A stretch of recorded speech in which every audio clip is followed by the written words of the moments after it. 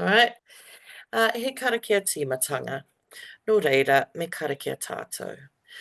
Mauri ora kia mātou, arahina mātou ia mātou mahi. Kimihia he huarahi mō te kaupapa o te mātou rangahangarau. Āwhina atu, āwhina mai, te pou e here nei ia mātou.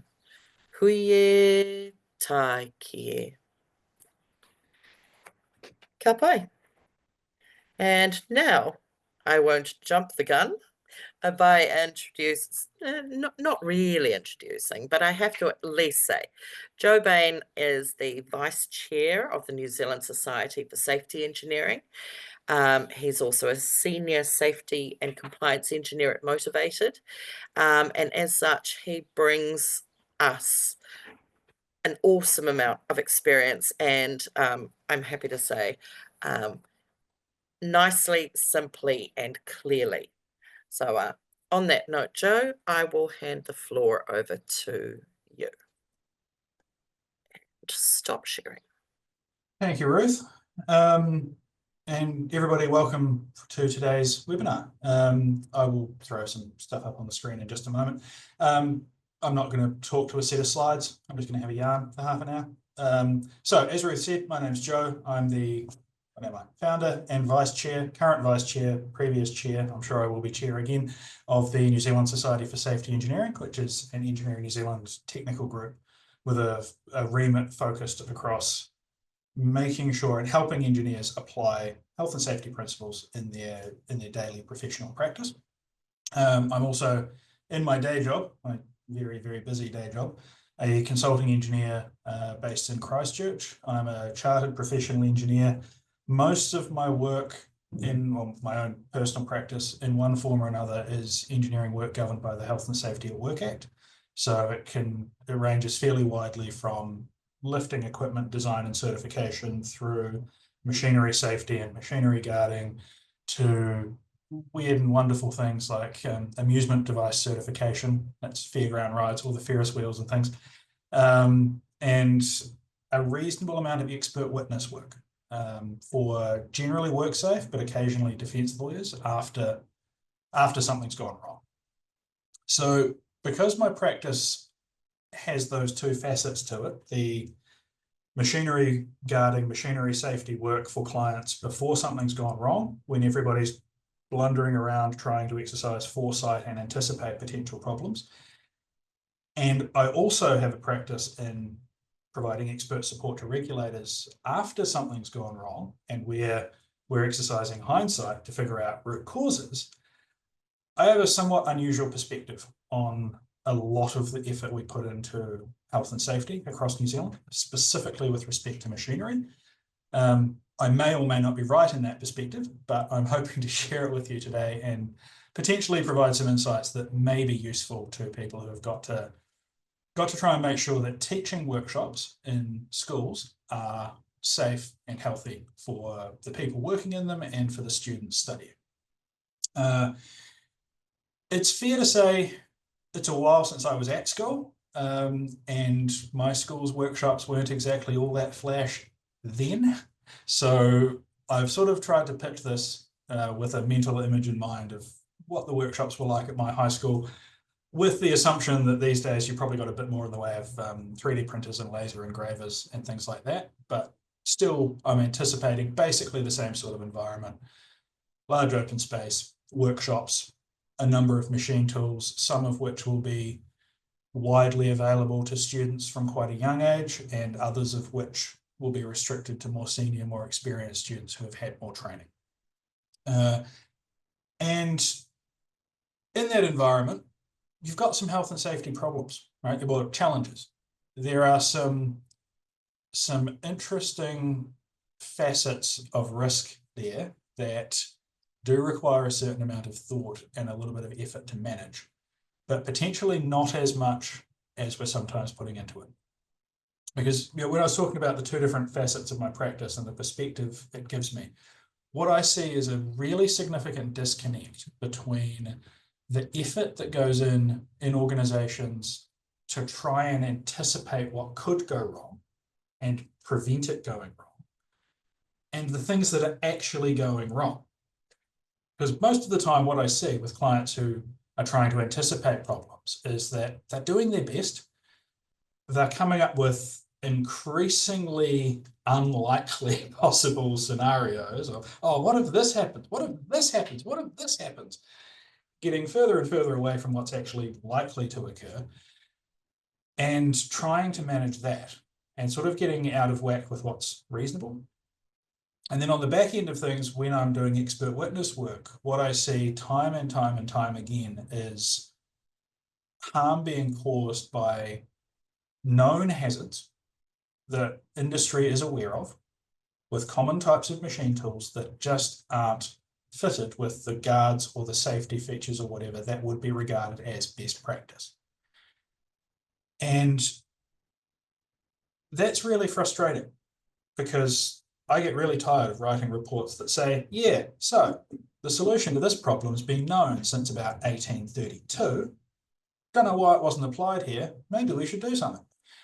It's a little bit frustrating, but it does mean that I think the single biggest thing that anybody who's got machinery or machine tools can do to ensure health and safety is not to try and reinvent the wheel.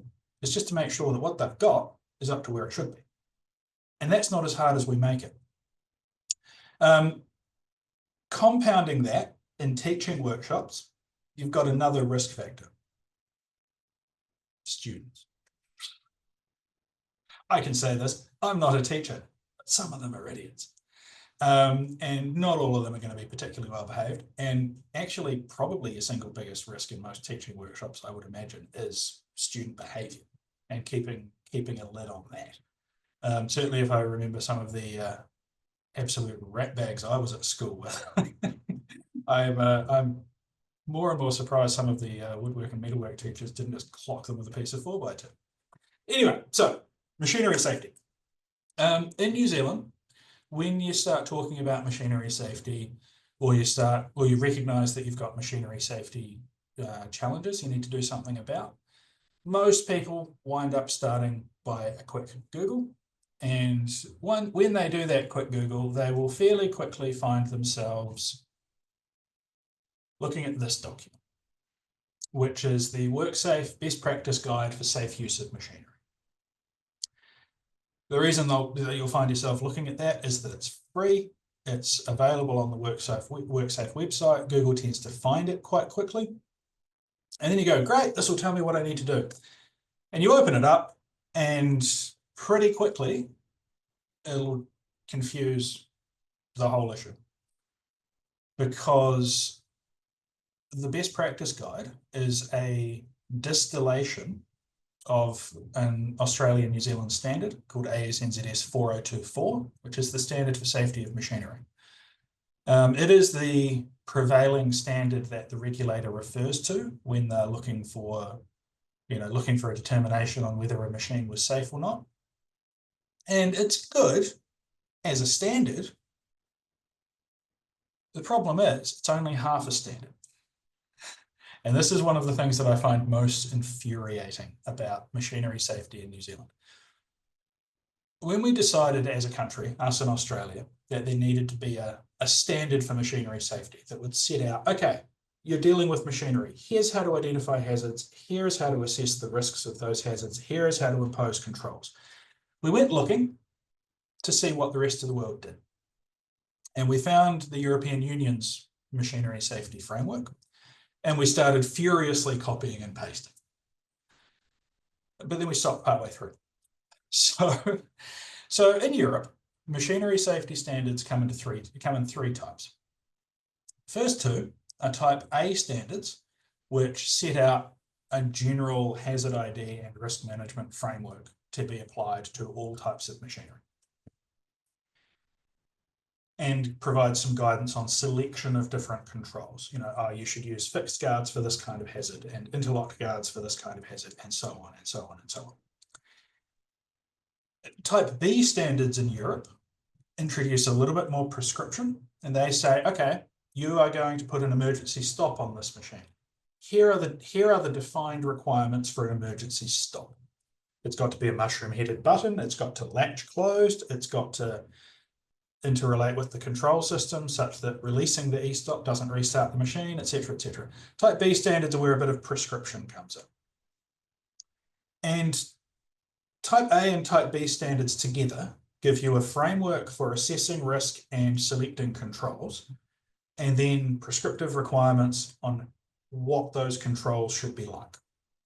And in principle, in theory, you can take the Type A and Type B standard content and you can apply that to any type of machine.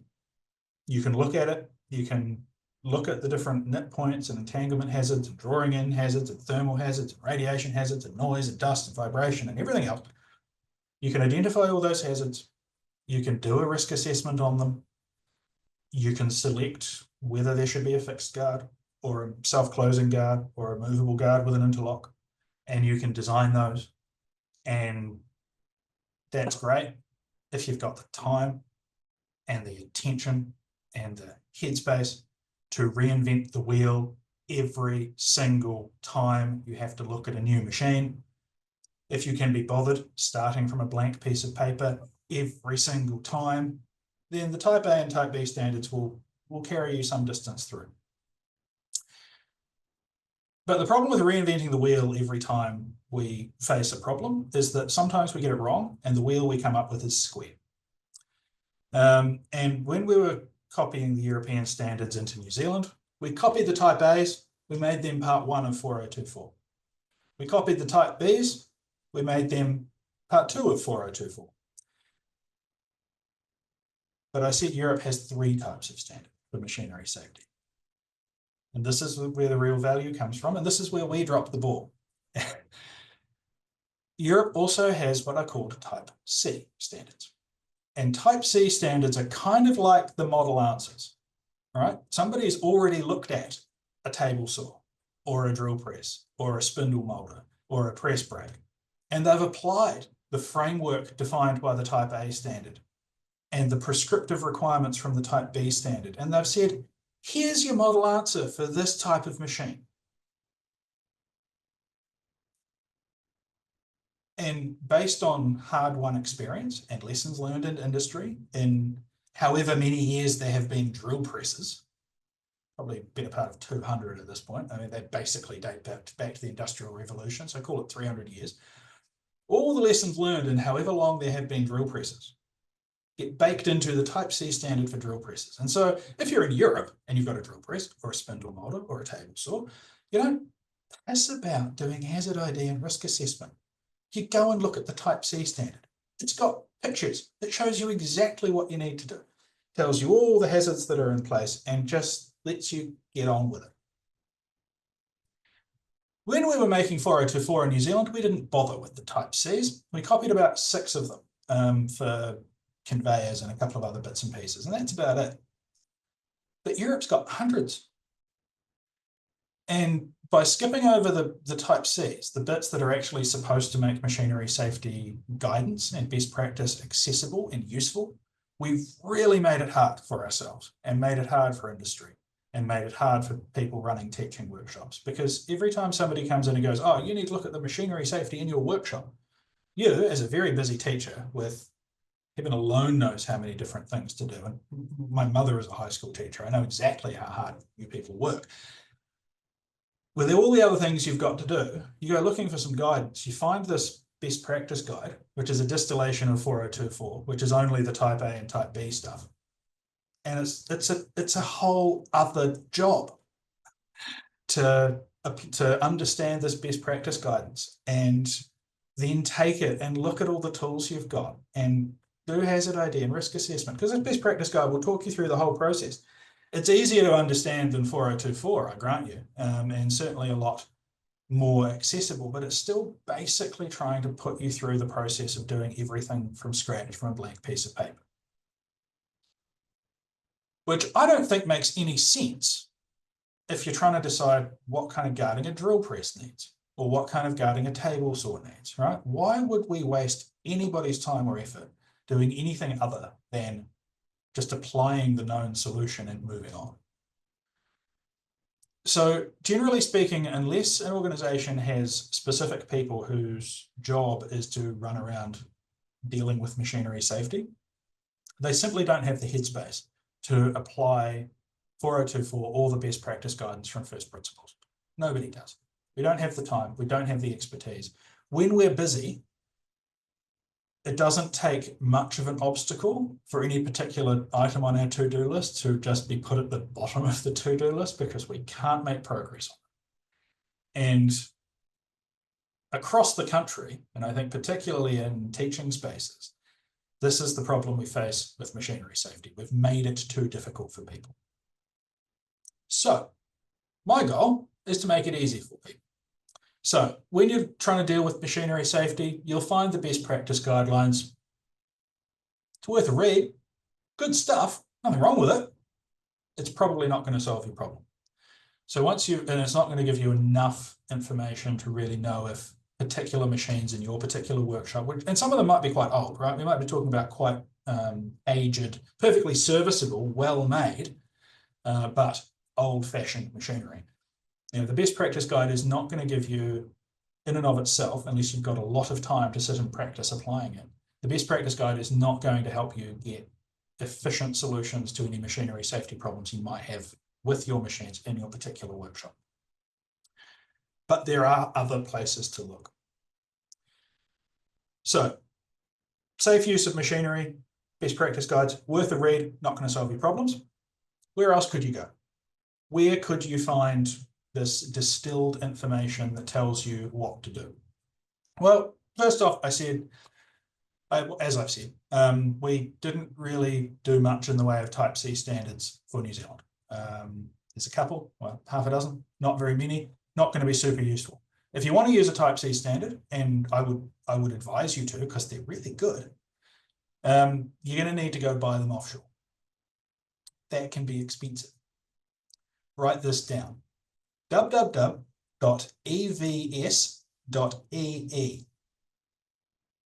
It's an important link. That's the web address for the Estonian National Standards Body, who, this is a useful trick, this one. The Estonian government, as a means of fostering economic development, fund their national standards body properly. We don't do that here, but in Estonia they do. And oh, by the way, if you're Ruth, I see you looking at a screen. I imagine you've gone straight to that page. There is a little link on the top right that'll just says ENG. That'll take you to the English version. So the Estonian government funds their standards body properly, because they want all this best practice knowledge that's available to them as a member of the European Union to be accessible to their industries. And as a result, if you go to the Estonian National Standards Body and create an account in their web portal, you'll be able to log in and buy any standard they can sell you, which includes all of the European Union EN standards, including all of the Type C standards for almost every type of machine you can imagine. And they sell them for something of the, well, the prices vary between about 16 and 25 euros. So less than 40 New Zealand dollars, which is considerably cheaper than than any standard you can buy from Standards New Zealand. And they don't even have these Type Cs that you'd be looking for. So if you're looking for guidance on a particular type of tool, spindle molder, table saw, whatever it might be, it doesn't actually take a lot of budget to just go and buy a PDF from the Estonians. You'll be able to download it straight away. It will have an Estonian cover page. Just ignore that because the next pages are English. And I'll show you an example. So this is one I pulled out of my library because every time I have an expert witness job, if there's a Type C standard and I haven't used it before, first thing I do is go buy it off the Estonians, look up what the answers should have been, and then write a report. So here's an example. This is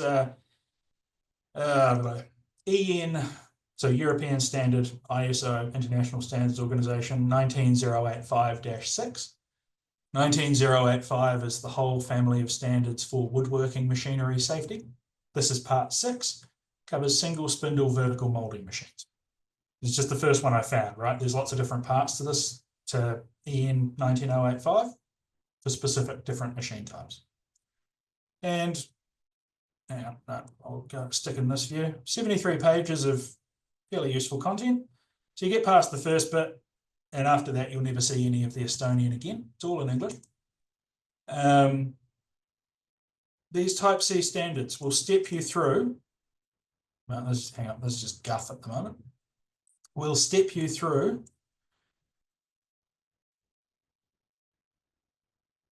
what type of machine it covers,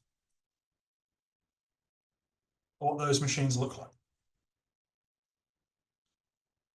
what safeguards on those machines might look like, the work types that are done on those machines. A whole lot of definitional stuff we don't really need to worry about too much at the moment. Safety requirements and measures for controls. Control devices. Here are some requirements for control devices. Here's some guidance on where the controls should be so that they're clear of the work area and clear of the cutting tool. Here's some guidance on how the start-stop functions should work. Here's some guidance on different other standards that may or may not apply to different bits of the machine, and so on. Safety requirements and measures for protection against mechanical hazards, and so on and so on and so on. Pictures of all the things they're talking about. Pictures of various types of safety feature that might apply. Safeguarding the cutting area, safeguarding the non-cutting area. That's during, say, tenoning specifically as a particular operation. I would hazard a guess that there isn't a single teaching workshop in the country that's got any really weird machinery in it. Everything's going to be basically common machine types, potentially used for some quite weird and wonderful things, but we're talking about standard, fairly common machine types, right? So why would we do hazard ID instead of just looking up the answers? I'm a big fan of looking up the answers. It saves me a lot of time. So on and on and on. Kickback devices. Lots and lots and lots of content here. And this is just for spindle molders. You want the one about table saws? Similar. One about drill presses? Similar. There's a vast amount of content here that's already written down and provided. There's a model answer to the machinery safety standard. And since we know that 4024 is the standard used or called up by our regulator, and that our regulator has deemed to satisfy our law, and since 4024 was copied from Europe, type A and type B stuff, and all of these type C standards were made under that European framework that we've only copied part of, we can reasonably and realistically say all of these type C standards are totally applicable to the New Zealand machinery safety context. So they're a useful place to go. Don't waste time reinventing the wheel. Just look up the answer. If even a type C standard is a wee bit confusing, and they're not the be all and end all, right? Sometimes they are written by the sorts of people who volunteer for standards committees. We're not necessarily talking about the clearest writers in the world. Sometimes they can be a little bit inscrutable. They're a really good place to start, but sometimes they're still a bit inscrutable. There's still guidance available over and above those best practice guides I had up before that does provide that bit more prescription, more like a type C standard, but still freely available. So, for example, WorkSafe in New Zealand have some fact sheets. This one's the one about metal turning lathes. They've got them about four-sided spindle molders and drill presses and all sorts of things. And they're okay. The limitations are there aren't enough of them. There are not enough different types of machinery covered. And a lot of them are still a bit generic and a bit sort of high level about what hazards are present rather than what to do about those hazards. So they don't necessarily get that prescriptive about controls. But WorkSafe's not the only health and safety regulator on the planet. And if you are looking for something that's kind of a distillation of the Type C standard that is still freely available, but a bit a bit more abridged, a bit of the Reader's Digest version of all the detail in the Type C standard.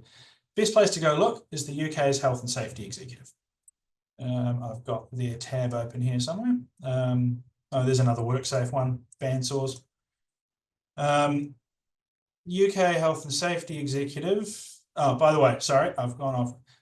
When you're looking for, if you're looking for any of the New Zealand fact sheets, here's the link to those. worksafe.govt.nz/topic and industry/machinery. That'll be on the recording for this, happily. And just browse through here looking for whatever you might be looking for. But like I say, fairly limited range of things actually available as fact sheets or guidance in New Zealand from our regulator. But the UK have, hang on, I can't quite get at it because of the Zoom taskbar, which I can't hide for whatever reason.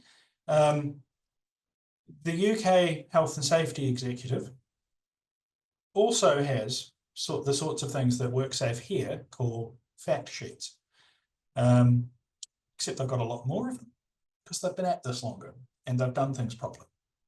So hse.gov.uk/guidance/industries, A to Z of guidance by industry.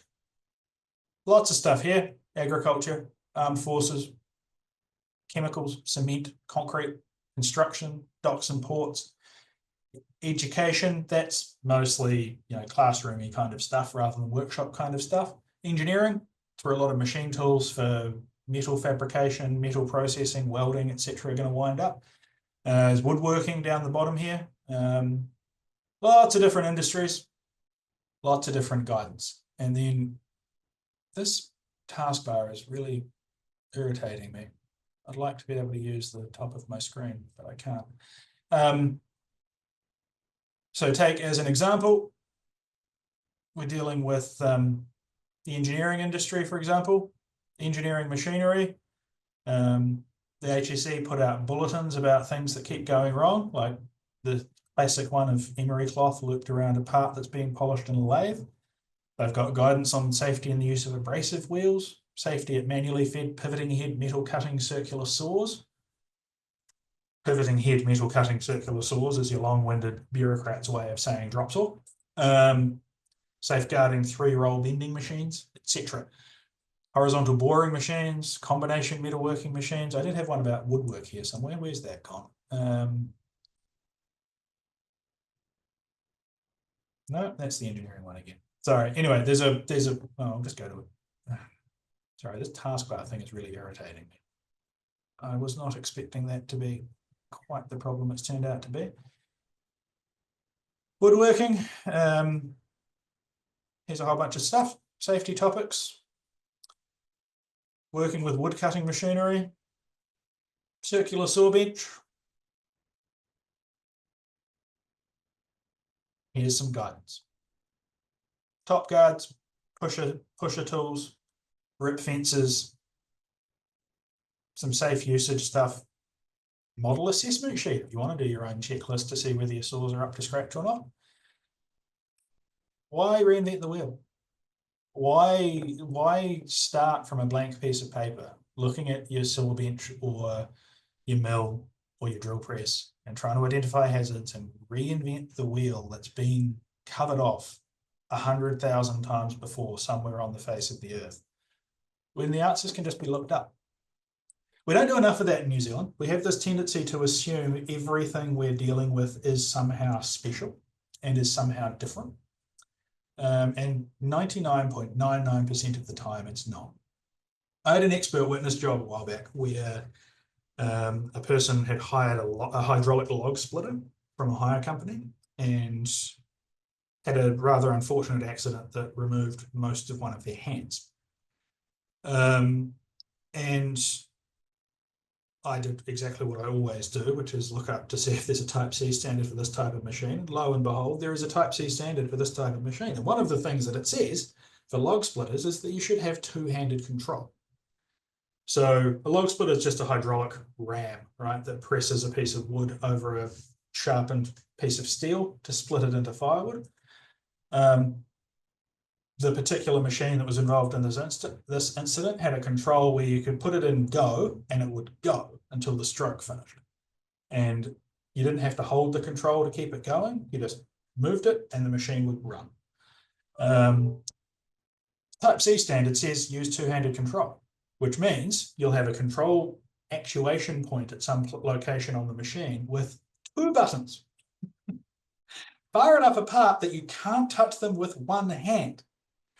And when you're using two-handed control, you set your machine up so that both of those buttons have to be pressed at about the same time or nothing happens. What does that mean? Well, it means when the machine cycles, your hands are out of the way. Type C standard said use two-handed control. My report to WorkSafe said the Type C standard says use two-handed control, amongst other things. This seems fairly breathtakingly obvious. This is what they should have done. During the investigation process and the duty holder interview, the company that manufactured this log splitter absolutely swore blind that New Zealand wood was different and that you couldn't apply a Type C standard. Now, I grant you, a lot of our native grown or a lot of our domestically grown timber is not particularly high quality because most of it's essentially a weed that grows twice as fast as it's meant to, so it's horrible and fibrous and lightweight. Fine. But it's still wood. It's still cellulose. It still splits basically the same way. And the machine risks are still exactly the same. And I was absolutely taken aback by this particular company's blind conviction that everything was different in New Zealand. But since then, I've seen it time and time again in so many different places. We have this horrible habit of assuming we're special and we're different and we have to start from scratch with every stupid thing we have to deal with, instead of just going, there's a million of these machines, let's just look up the answer.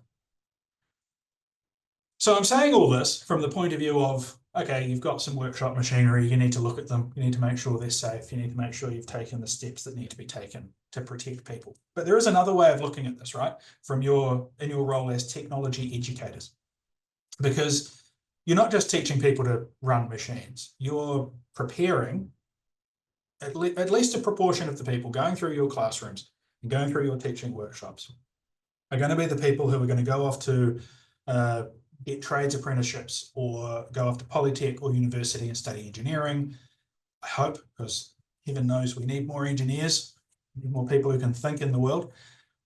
And so you actually have a really good opportunity right at the early stages of some of these kids' exposure to manufacturing and machinery and to design as a skill set, to actually start introducing to them some of these concepts of designing for safety and designing for health. Because I've talked entirely about where to go to find guidance if you've got a machine and you need to figure out whether it's up to scratch or not. But all this guidance equally applies to the person who's designing a new machine of a particular type. So my hope is that by essentially throwing out a few tidbits of places to go looking for good information, I can support you all in managing risks in your own workshops and satisfying your own health and safety duties, but also provide some of that insight that you can then pass on to your students as they come through about the fact that a lot of the time we don't have to reinvent the wheel and we can just look up what good looks like. And that when we are designing pieces of equipment, we can have a massive influence on the sorts of risks that people are exposed to further down the track. So that's kind of where I peter out, to be perfectly honest, on this sort of, let's be honest, rant about machinery safety. But, I do hope there's some usefulness in this. One of the things that is really frustrating for me is just how much effort I see getting expended across the country trying to figure out what good looks like for a particular machine, because people don't know that they can just go and look it up. And as a country, we don't do a very good job of telling anybody that they can just go and look it up.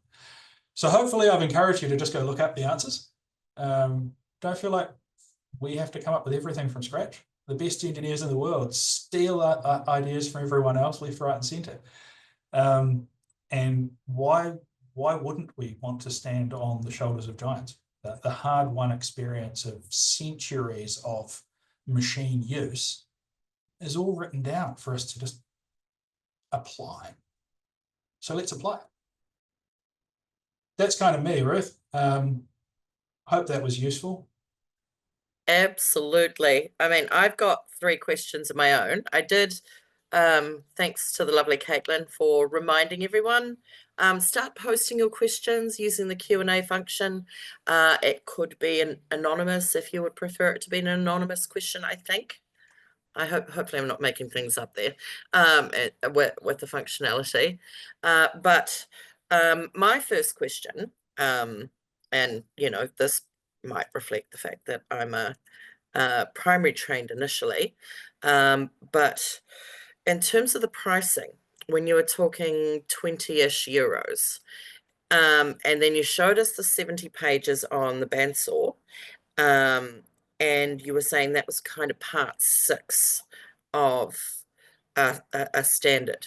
Would that 70 pages be in the ballpark of 20 euros, or would Yeah. So this particular one we were talking about, the yeah, single spindle vertical molding machines, that was about 16 euros, I think. It was at the low okay, end of things. A lot of these parts of bigger standards do tend to be at the lower end of that price range. So if you wanted all of EN 19085, you're yeah, looking at a bit more. You're looking at a few $100s. It is the sort of thing I would not recommend every individual technology teacher. Sorry, I'm not entirely up to speed with what the terminology is these days. We used to call it woodwork and metalwork back in my day. It's not the sort of thing I'd advise every individual teacher to go out and buy, or even yeah, necessarily every individual school to go out and buy. It's the sort of thing where, I mean, I imagine there are sort of schools grouped together in areas and regions and so forth to support. yep, yep. We have kahui ako. I mean, That's the term. I've heard yeah, my mother yeah, use it. So that might be sort of the logical grouping size if a group of schools that have workshops were wanting to buy some of these standards. I'd strongly suggest some sort of collective effort. okay. Again, And why would you do them? the next part to that, and just because I'm brand new to the Estonian website as well, um, if you're Being looking at, useful. yeah, Yeah, if not you're just looking, machinery safety, right? Any ISO standard or French standard or German standard or British standard or anything that's been dual coded as an EN standard, you can buy from there. okay, and it's going to be labeled so nicely and clearly so that I'm absolutely certain I'm getting what I need. Generally speaking, the easiest way to use that website is to just go to the search function and type in the name of the type of machine. Okay. You know, Okay, cool. formally, that is. So table saw rather than say saw bench, which is still a sort of relatively common informal terminology in New Zealand. Yeah. Just type in what you think you're looking for and see what you find. By and large, that'll work. The structure of the standards is fairly logical. Like, so if you're searching for a woodworking machine, you're going to see that the results that get returned are part of this EN 19085 family of standards. You're going to see titles that'll make it pretty easy to tell what's going on. Woodworking machines, safety. Yeah. Okay, 19085, that's sounding like the right sort of ballpark. This is part 6. It is for single spindle vertical molding machines. Is that the type of machine I've got? Okay. Yep, that's looking about right. That's the sort of standard I should be looking for. Most of them, you can view the scope statement, which will be somewhere at the beginning. Most of the standards bodies, and certainly most of the ones listed on the European on the Estonian website, you'll be able to see either the scope statement or the introduction or sort of the couple of paragraphs that say this Oh, is what cool. this covers. So you'll be reasonably, just trying to find exactly what I would. Yeah, so in this case, this one doesn't have a scope statement per se because it's a sub part of Rule 19085 standard, but it does have this forward, Yeah. yeah. And you'd be able to find that, I'm pretty sure, without buying the standard. Okay, cool. And now I'm sorry, I haven't seen any questions come up in the Q&A, but I have a couple more. In terms of like at the moment, there's a curriculum refresh underway, and we are, I mean, we definitely have what you would have experienced as woodworking and metalworking at resistant materials. Right, we have that with intermediate students. So there you're looking between the ages of about 11 and 13. And we are One and two potent, in my terminology, yeah, yeah. showing my age. Um, and we're kind of moving towards technology being a subject that will be taught from the time the children are 5.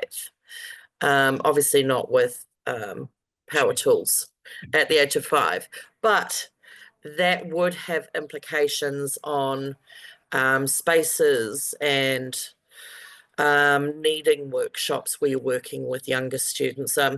Would you have any advice for maybe in 2 parts, maybe the intermediate students first, because they're closer in age to our high schoolers, and then for primary Yeah, workshops? so that is an interesting question. It's a really interesting question. So I applaud the teaching of technology from a very early age. And my personal view is that white society as a whole needs much more of an understanding of how things are actually made, because if people don't learn about technology and manufacturing and engineering and so forth, they tend to just assume that the world is what it is and it's an immutable aspect of nature. They don't realize that we as people have actually built almost everything around us and we control almost everything around us. So yeah, that sounds really good, but obviously young children, you don't want them dealing with power tools, you don't want them dealing with, probably don't even want them dealing with saws. You're going to be presumably dealing with softer materials, smaller stature of people being taught. So obviously you'll need, I mean, at the most prosaic level, you need lower benches, right? If they're working at benches or tables or whatever, they'll have quite different needs from older students.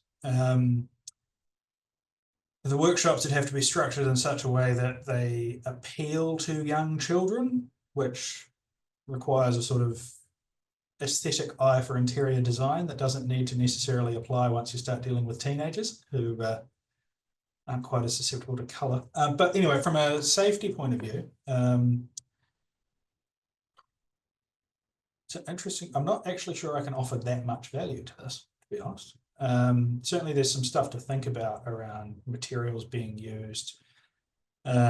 Supervision is probably going to be the single biggest thing with very young children, I would think. Keeping a pretty close eye on what they're doing. Once kids are getting to sort of intermediate and high school age, and you're starting to introduce power tools and get them familiar with, well, not so much power tools as machine tools, because a lot of kids have, even now, have had some exposure to at least handheld power tools outside of school. But machine tools are a whole different sort of kettle of fish. Once you start exposing children to that, my advice, most basic level, is you have to scare them a little bit. Without wanting to sound like I want them brutalized, because I don't, the single, like for all the effort we put into machine guarding and machinery safety and so forth across the whole country, the single best protection that anyone can have is an attitude of healthy fear, with respect to the things that machinery can do. And that's really the only thing that will ever guard against complacency. And with the sorts of machinery you've got in training workshops, you will never be able to perfectly guard all of the hazards. Right? You're never going to be able to, we're not talking about CNC production machinery here that you can just put inside a housing and it's interlocked and nobody interacts with it. We're talking about manual engine lathes and drill presses and circular saws. You're never going to get away from the fact that there are going to be direct access paths from person made of meat to machine which doesn't care about the meat. And the only thing that protects people in those circumstances is a little bit of healthy fear, which you can't instill in 5-year-olds. All right. I will. It's I kind of meandering around. I don't really have Yeah. an answer, I'm afraid. Sorry, I've No, never teaching that's classes. fine. I will happily share an example and kind of come back to this. But we have had a question come in. So, having just introduced a miter drop saw to my workshop, where can I find age restriction information? I'm assuming my NCA students are legally allowed to use them, but not younger. Thanks. So NCA would be your 16 to 18-year-olds or some 15-year-olds maybe. Seeing up in old money. Mm. Yeah, so age limits for machinery. Good question. I actually encounter this a lot in my day-to-day work. Not so much from the point of view of the machinery safety stuff, but on the amusement device front, where I'm dealing with fairground rides for mostly children, and we're trying to define age limits and size limits and things like that to ride a particular thing. And it's actually a really, really grey area, because the rates of cognitive development and physical development are very different. The spread between the early developer and the late developer is absolutely massive. And as people are going through developmental stages, you get quite substantial variation in things like spatial awareness, cognitive reasoning, cause and effect understanding, even hand-eye coordination. You can get pretty substantial risks associated with that. So as a general rule, when it comes to teaching workshops, my advice would be have some age guidance that you use, but don't necessarily treat it as a hard and fast limit. So I think as a rule of thumb, what you've said there about NCEA level students, sort of 15, 16-year-olds and up, being allowed to use a saw of that type, I think that's probably not far wrong, but it is only a guide.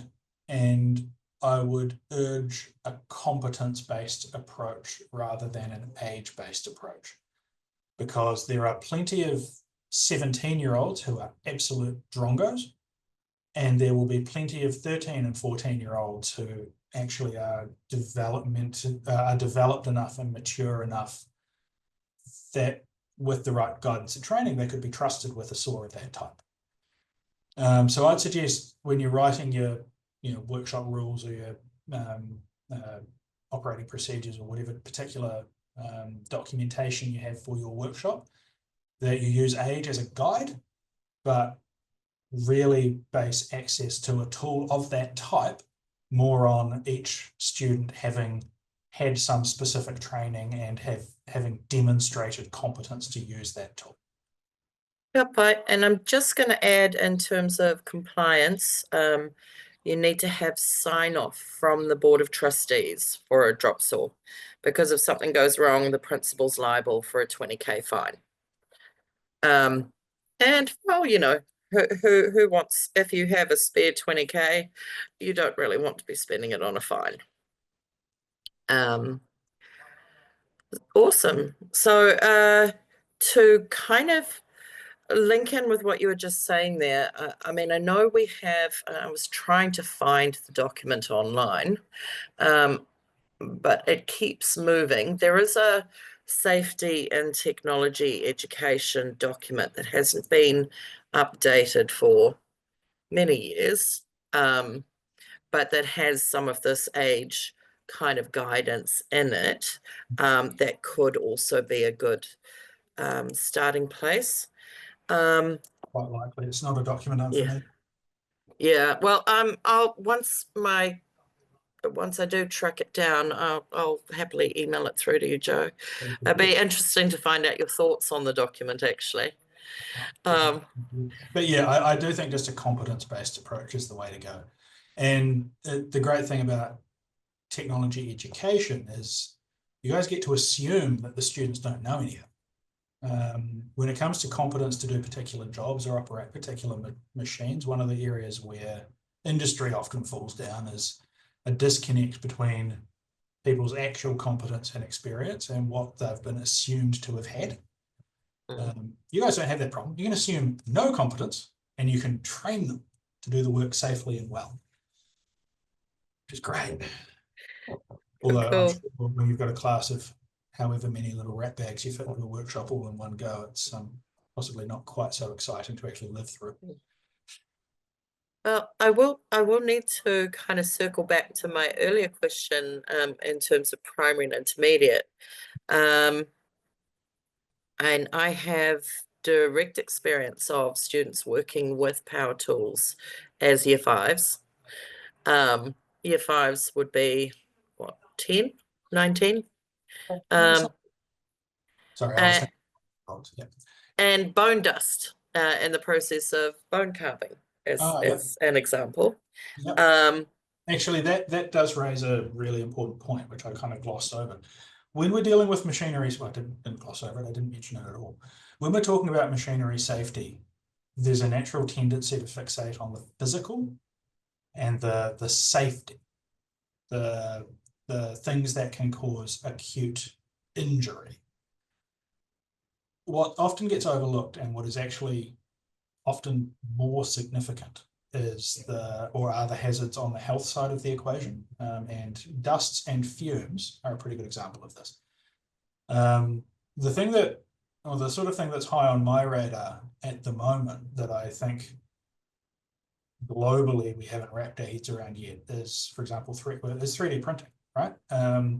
Becoming very, very commonplace to have fused deposition modeling or stereolithography or whatever other type of 3D printing machine, cheap and cheerful ones operating on desks in workshops or in offices, melting plastics and heating them to the point where they will flow and can be printed into specific locations with all the sorts of volatile solvents and so forth that come off that.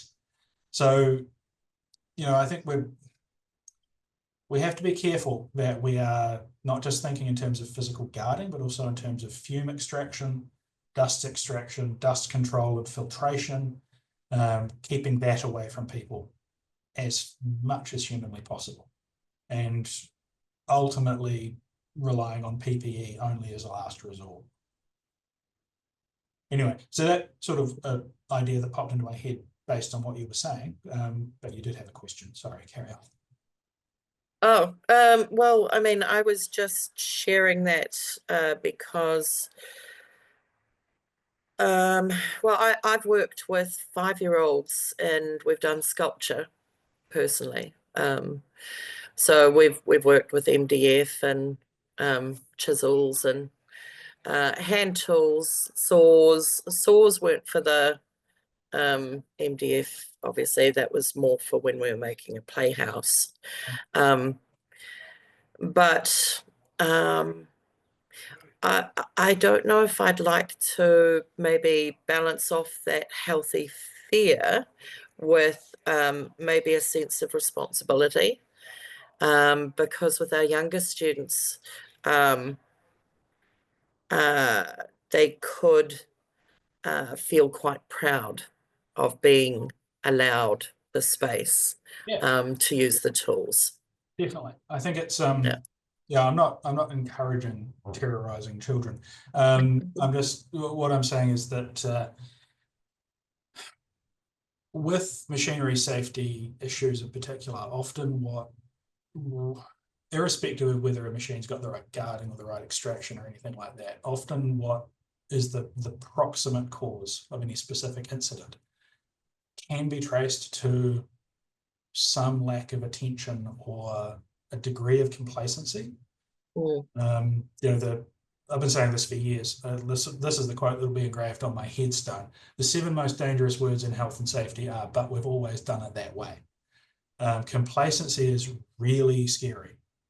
And the only thing that really guards against that complacency is a healthy, fear is perhaps not quite the right word, a healthy respect for what can mm, go wrong with machinery. And that can be coupled with a sense of pride and a sense of craftsmanship, and it should be coupled with all of those things. But it is, I think, essential that anyone, especially people learning how to use power tools and machine tools, I think it's essential that they be very aware of what can happen um, if things go wrong. I think that's important, and I think it carries through to adult life. You know, I talked earlier about how you guys are beginning the training of the next generations of engineers, and I say to the juniors, the graduates, and so forth who work for me time and again that the as engineers we need to be, you know, a little bit afraid of our work. I think being a little bit afraid of what can go wrong is where professional diligence comes from. A good friend of mine who I went to university with, he's a heart surgeon of all things. His job literally involves cutting people's chests open, you know, on a bad day, and doing, you know, basically replumbing people's hearts. And he said to me once that he could never handle the stress of being an engineer. And I was like, what? What are you talking about? And he said, if I screw up, I can only kill one person at a time. That was fairly sobering.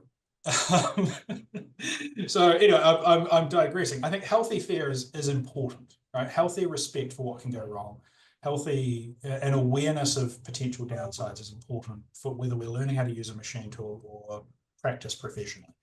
And I think, yeah, you're right. That can be coupled with a sense of pride and a sense of accomplishment, and it should be, and that should mm, certainly be encouraged. But respect for what can go wrong is really quite important. And in terms of ages for power tools and things, I think horses for courses is where it comes in, right? So you can start people off with hand tools at quite a young age, especially when mm, you're dealing with soft materials. Um, Chisels can be a wee bit dicey because they get more dangerous the blunter they get, which is a slight challenge.